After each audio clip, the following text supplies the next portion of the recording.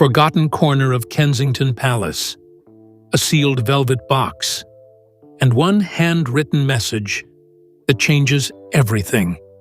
When Princess Catherine opens a jewelry box marked, "For my daughter," written in Princess Diana's own hand, she's overwhelmed. The contents aren't just royal heirlooms. They're a message, a legacy, a mother's love that never got the chance to be delivered. Until now. The moment brings Catherine to tears. And the meaning behind this hidden gift? It's not just emotional. It's explosive. Because someone kept this box out of sight for over 30 years. And now the entire royal family must face what's been uncovered. The discovery moment. It starts as a routine walk through one of the lesser-known rooms inside Kensington Palace, the archive wing used mostly for storage. Aides are cataloging old items from the 1990s, part of an ongoing reorganization of royal property.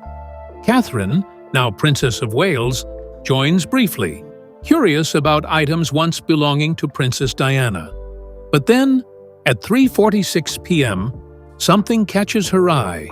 An aged velvet box, tucked inside a sealed trunk, marked with a gold-embossed label, Diana.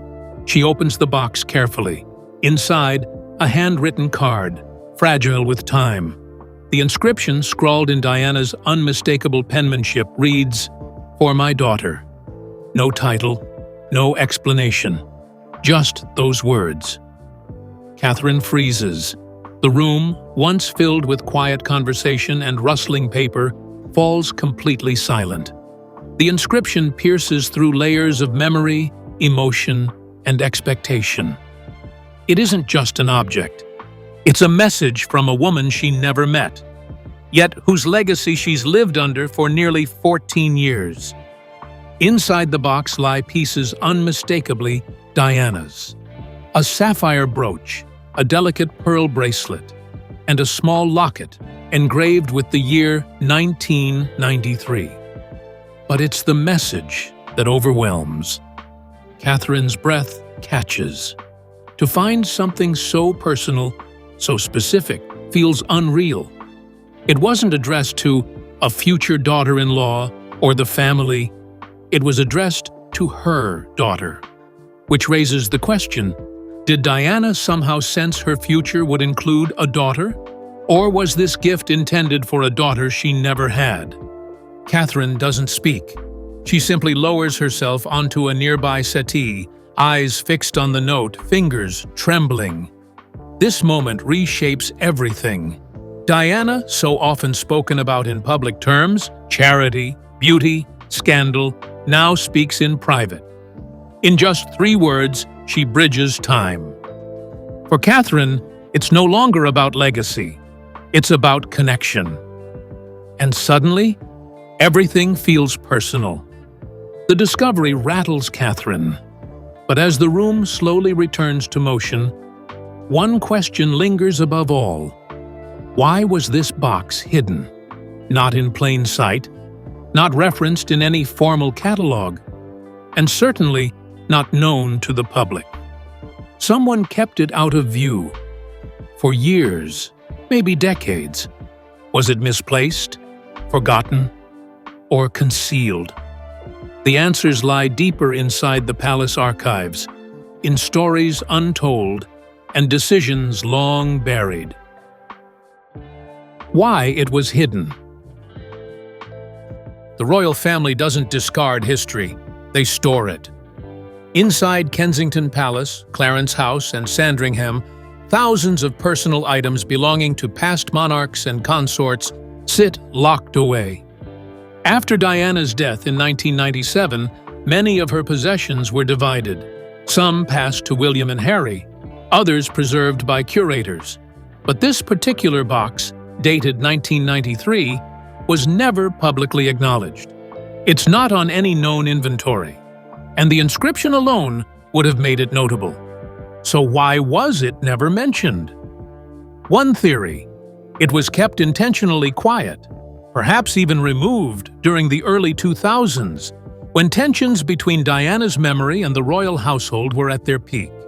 Multiple biographers note that between 2002 and 2005, certain personal documents and keepsakes were reclassified, with some restricted indefinitely. Staff working under Queen Elizabeth II during that time may have deemed this item too emotional or too personal to display or distribute. Catherine, now holding it in 2025, starts to understand something chilling. This wasn't an oversight. It may have been a decision made quietly by someone high up to keep Diana's most personal intentions sealed away. The note, "For my daughter," doesn't fit the narrative of institutional neutrality. It implies Diana had her own plan, her own message, and perhaps her own idea of succession. A royal aide whispers what Catherine is already thinking. Who made the decision to hide this? There's no answer. The chain of custody is vague. The box appears in none of the 2021 digital audits. For Catherine, it now becomes more than a discovery. It's a riddle, one that may not have a public explanation. But in her heart, the meaning is already clear. Diana wasn't just preserving jewelry. She was leaving a legacy for someone she hoped would continue it. The mystery deepens. The box, unseen for over 30 years, has now reappeared. But what lies inside is more than metal and memory. It's intention. Catherine isn't just inheriting items, she's inheriting meaning. And as she opens the box further, the full weight of what Diana left behind begins to take shape. The contents speak volumes.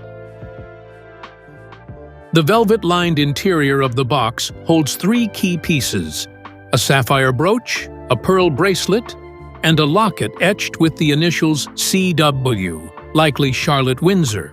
A folded letter rests beneath them, written in Diana's hand. Dated February 18, 1996, the letter begins, "If my daughter is ever to wear this, let her know it came from my heart, not the crown." Catherine reads the words out loud, voice cracking. It's personal, fiercely personal. Each item holds a layered message. The sapphire brooch, similar in style to Diana's iconic engagement ring, may have been meant as a generational token, something passed from mother to daughter, not through ceremony, but through choice. The bracelet, a piece Diana wore frequently during her charity trips in 1995, symbolizes empathy, public service, and quiet strength. The locket, however, changes everything. Inside it is a faded photo of a young Diana, alone, smiling, unguarded. Catherine stares at the photo for a long time. It's the version of Diana not seen in magazines or documentaries, but the one that loved, feared, and hoped like any mother. The message is clear. These weren't royal heirlooms. They were personal pieces, set aside not for status, but for sentiment. For a daughter she never had, or one who would come into the family later, in spirit, if not in blood. And now that daughter is Catherine. She realizes this in silence. These objects, hidden for decades, are now in her hands. Diana may never have met her, but somehow she knew. This isn't inheritance, it's trust. And for Catherine, it's no longer just about carrying Diana's memory. It's about honoring her voice, through her daughter, through her story, and now, through the legacy of the box that was never meant to be found. Catherine's emotional breakdown. The moment Catherine finishes reading the letter dated February 18, 1996, something inside her finally breaks. She's held herself together through so many public pressures, hospital visits, speeches, state dinners. But this is different. This is intimate, personal, Raw. A direct message from Princess Diana, written nearly 29 years earlier, now landing in Catherine's lap with the force of destiny. At 4:22 p.m., she presses a hand to her face, whispering, "Why didn't anyone tell me?" Her voice shakes. The room softens. An aide gently closes the door. Catherine lowers her head, shoulders trembling. The weight of Diana's words, "From my heart, not the crown," echo through her. She's not crying because of the jewelry. She's crying because the message is maternal. Because Diana's compassion, her longing for a daughter, her hopes for the next generation, are all contained in this tiny, forgotten box. For Catherine, a mother of 3, the emotional collision is overwhelming. She feels the ache of Diana's absence more deeply than ever. When Prince William enters at 4:31 p.m., he finds his wife seated on the floor, the locket open beside her. He kneels. She shows him the inscription, the date, the handwriting. His expression shifts from curiosity to astonishment, then to heartbreak. He recognizes the writing instantly. "I didn't know about this," he says quietly. Catherine doesn't respond. She can't. The tears keep coming. Not dramatic, not loud, just steady, soft grief mixed with awe. This isn't the polished Catherine the world sees. This is the woman beneath the crown. Aides step back, giving the couple privacy. Staff exchange silent glances. They've never seen Catherine undone like this. Her emotions ripple outward through the room. Sorrow for what Diana never got to finish, gratitude for the connection she left behind, and fear of what this discovery means for the palace. This breakdown isn't weakness, it's release. Years of expectation, compassion, and loyalty find their outlet here, in a quiet archive room at Kensington Palace, surrounded by dust, silence, and the ghost of a mother-in-law she never knew. As Catherine slowly gathers herself, one detail becomes impossible to ignore. Diana didn't write, "For my family," or "For the future." She wrote, "For my daughter." That wording changes everything. It reframes Diana, not as the princess the world adored, but as a mother preparing a gift for the child she never had the chance to raise. Now Catherine must confront what that message means, and what role she is suddenly meant to fulfill. Diana's message. The inscription on the jewelry box isn't vague. It isn't symbolic. It is direct. "For my daughter." The significance hits Catherine in waves. Diana's legacy has always been discussed in public terms, her compassion, her fashion, her global influence. But this box speaks to the private Diana, the mother Diana, the woman preparing a future for a daughter she never met. Catherine realizes she wasn't just given these items by accident. She is the one who stepped into the role Diana imagined, even if unknowingly. This message reveals something deeper about Diana's emotional world. Those close to her have said that between 1994 and 1996, during moments of loneliness, she spoke often about wanting a daughter, someone to share her jewelry with, someone to guide, someone to raise outside the strict expectations placed on royal sons. Finding this inscription now in 2025, Catherine understands how devastatingly personal that longing was. Diana wasn't thinking of monarchy. She was thinking of motherhood. As Catherine holds the locket dated 1993, she feels the layers of meaning. The jewelry wasn't meant to be displayed at state banquets or photographed by the press. It was meant to be worn by a girl who would carry Diana's spirit, values, vulnerability, and hope. Whether that girl was to be Diana's biological child or the next girl born into William's family, Charlotte, it no longer matters. Catherine feels chosen, not by duty but by love. She whispers, "She trusted me," and the room absorbs every word. This discovery also reshapes Catherine's role. Until now, she has been the Princess of Wales, William's wife, the future Queen Consort. But Diana's message reframes her place in the family.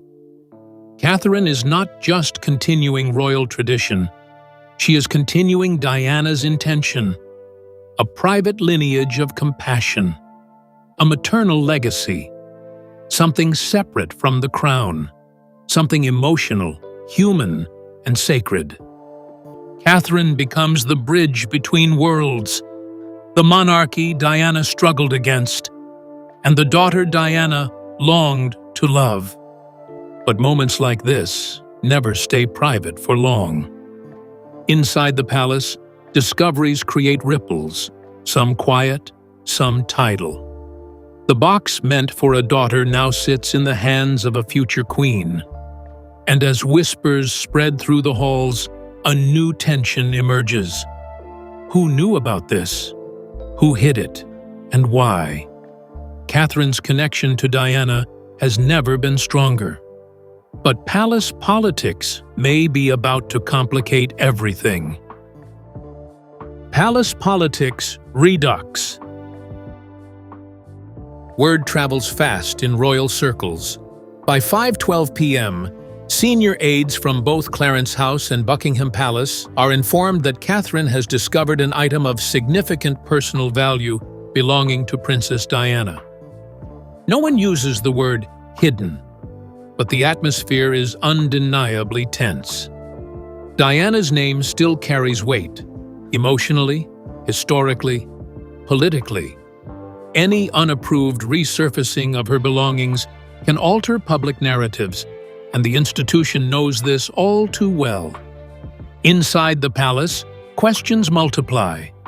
Who oversaw the archives between 1997 and 2005, when most of Diana's possessions were sorted? Why wasn't this box passed down when William married Catherine in 2011? Why was it unlogged in the 2021 digital inventory update? One senior staff member mutters, "This wasn't misplaced. This was shelved." The implication is clear. Someone intentionally delayed its discovery or prevented it entirely. The fear isn't the jewelry, it's the message. For my daughter. Those words cut through palace protocol like a blade. If made public, they could reshape how the world views Diana's intentions and how the world views Catherine. Supporters would call it fate. Critics would call it weaponized sentiment. The monarchy, which relies on carefully curated history, suddenly finds itself scrambling over a handwritten note from 1996. Within these political tensions, Catherine stands at the center, unmoving, quiet, contemplative. She isn't thinking about headlines or public perception. She's thinking about Diana, about Charlotte, about what it means to hold something that was meant to be a bridge between mother and daughter. But across palace corridors, strategists are already calculating the fallout. Some want transparency, some fear exposure. Others want the box sealed again. One thing is undeniable. The discovery has reopened wounds, rivalries, and long-buried sensitivities inside the institution. Public reaction and media storm. The story doesn't stay within palace walls for long. By 7 a.m. the next morning, whispers hit the tabloids. A leak, likely internal, reveals that Princess Catherine discovered a lost jewelry box belonging to Princess Diana. But it's not the jewelry that stuns the public.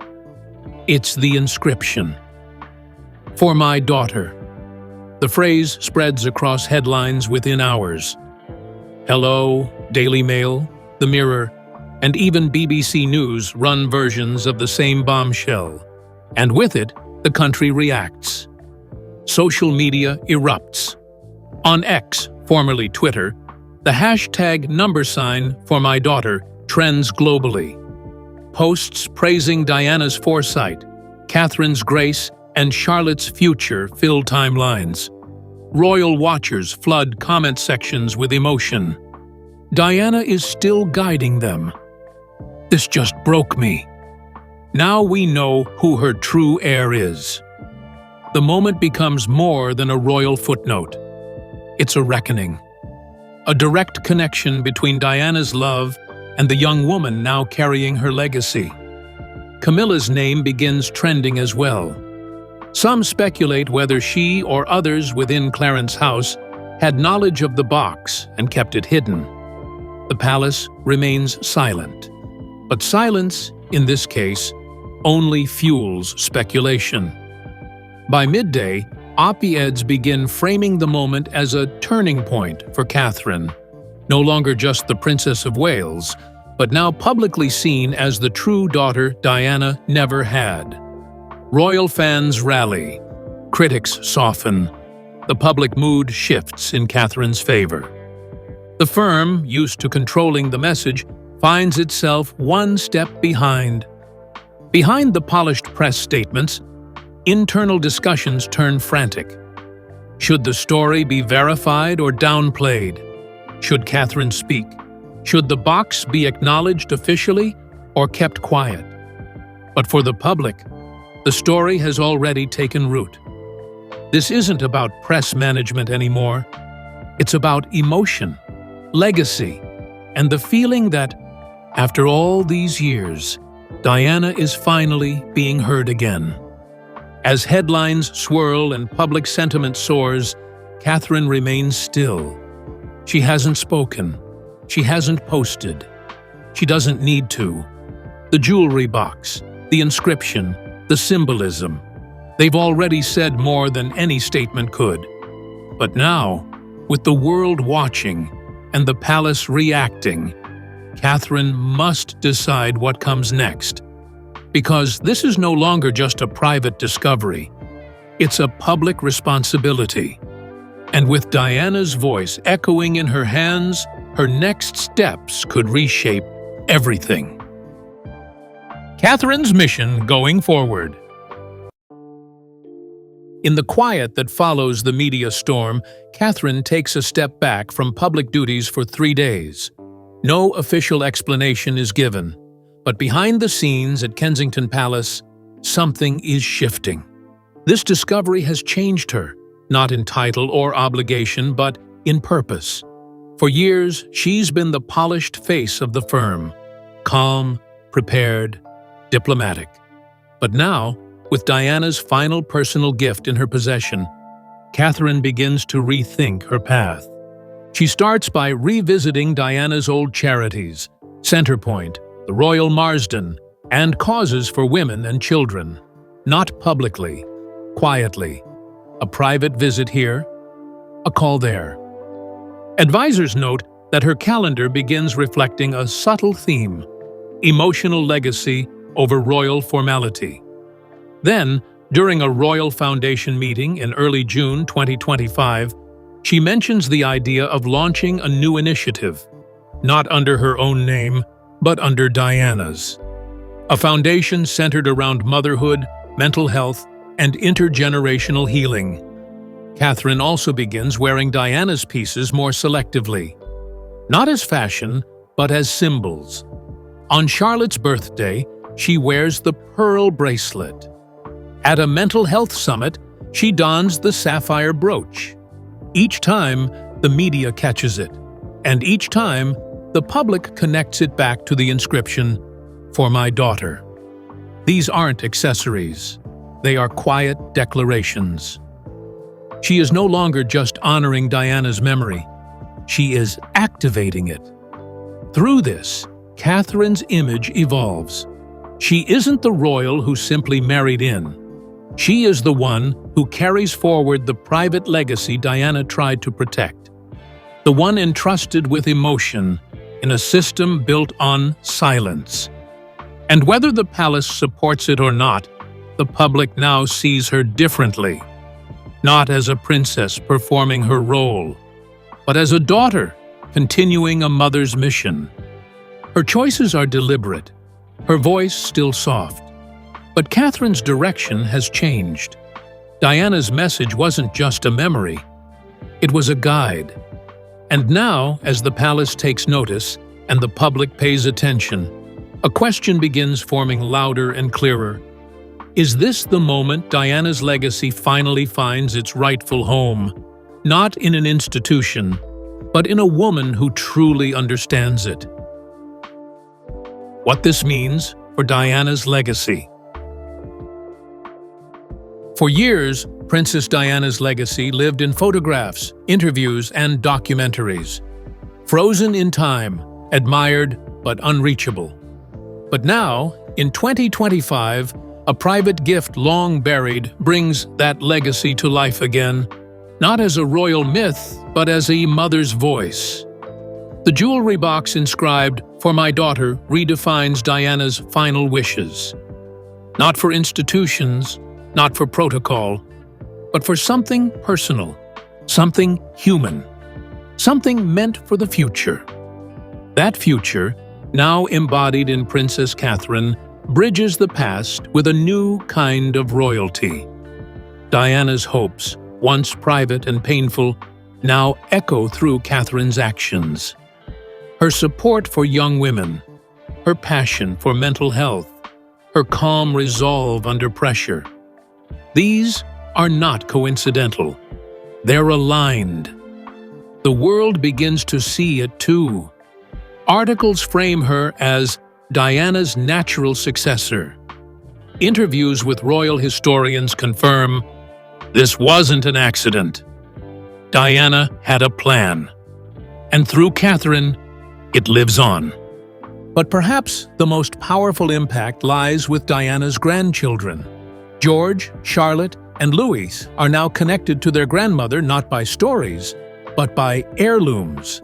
One day, they will understand why their mother cried in a palace archive, why she kept that locket close, why she chose to continue Diana's work not with speeches, but with intent.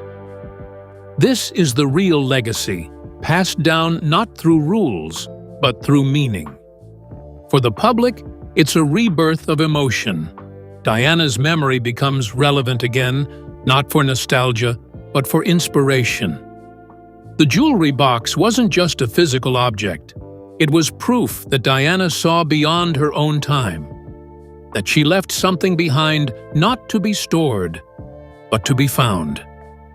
And now that it's in the right hands, her legacy, once fractured, is whole again. But if one hidden box can rewrite Diana's legacy, what else remains undiscovered? What other messages, memories, or mementos might still lie tucked away in drawers, safes, or private letters? The world now leans forward, asking not just what Catherine will do, but what Diana might have left unsaid, unseen, or still waiting in the shadows. The unwritten chapter. Inside a quiet room in Kensington Palace, the jewelry box sits on a velvet cloth. Its contents now known, its meaning now felt, but its future still unwritten. Catherine hasn't announced what she'll do next. No press conference, no official reveal, only a quiet silence, as if she knows some moments are too sacred to rush. The world waits, but she holds the next chapter close, like the locket still warm in her palm. Palace insiders whisper about a potential exhibit, maybe a new documentary, or perhaps a private memoir Catherine has been quietly working on. Nothing is confirmed. And perhaps that's the point. This story isn't about PR. It's about a message passed from one woman to another, across time, across roles, across generations. One that says, I see you, I choose you, I trust you.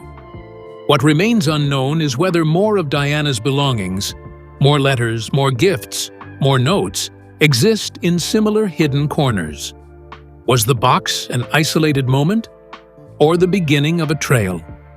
Either way, the discovery has shifted something permanent. The monarchy may continue with formality, but the heart of the story now beats in Catherine's hands.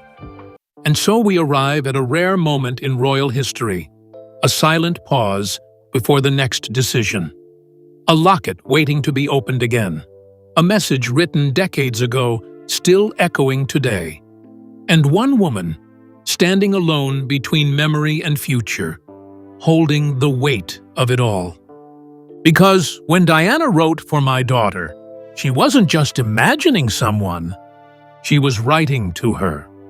What began as a quiet discovery has now become one of the most emotional chapters in recent royal history. The jewelry box marked, "For my daughter," was more than just a keepsake. It was a private wish. A mother's silent hope left behind in a system that often silences too much. When Catherine opened that box, she didn't just connect with Princess Diana. She stepped into the space Diana never got to fill. The role of a daughter who could carry forward her legacy, not through duty, but through emotion, compassion, and truth. For Catherine, the breakdown in that moment wasn't weakness. It was understanding. She saw in those items not just jewels, but memory. A locket with Diana's photo, a bracelet worn during her 1995 charity work, a sapphire brooch that echoed her own engagement ring. All chosen carefully, all waiting silently, all entrusted to someone Diana never met, but somehow seemed to know would come. And now, the story has spread far beyond the walls of Kensington Palace. Millions have seen the headlines. #ForMyDaughter became more than a trend. It became a movement. A reminder that behind the protocol and crowns are people. Families, emotions, loss, and healing. But perhaps what makes this moment so powerful is what hasn't been said. Catherine hasn't made a public statement. The palace hasn't confirmed the full details. And yet, the silence speaks volumes. Some things don't need press releases. Some stories live in the spaces between history and heart. One box, 3 words, and a woman standing in the middle, honoring both the past and the future. Because Catherine didn't just find Diana's jewelry. She found Diana's message, and now she carries it for all of us. The next chapter isn't written, but we know where it begins, with a mother's love finally delivered.